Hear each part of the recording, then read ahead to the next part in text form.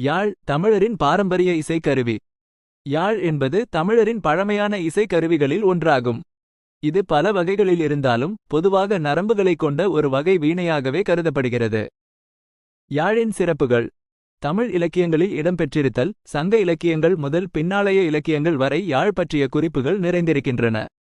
இது தமிழரின் வாழ்வில் இசைக்கு இருந்த முக்கியத்துவத்தை எடுத்துக்காட்டுகிறது. பல்வேறு வகைகள். யாழ் பல வகைகளில் இருந்தது. பேரியாழ், சீரியாழ், மகரயாழ் போன்றவை சில உதாரணங்கள். ஒவ்வொரு வகையிலும் நரம்புகளின் எண்ணிக்கை மற்றும் அளவு வேறுபடும். சமூக, பண்பாட்டு முக்கியத்துவம். யாழ் இசை நிகழ்ச்சிகள், சமூக கூட்டங்கள், அரச வீடுகள் என பல்வேறு இடங்களில் இசைக்கப்பட்டது. இது சமூக உறவுகளை பலப்படுத்தவும் மக்களை ஒன்று சேர்க்கவும் உதவியது.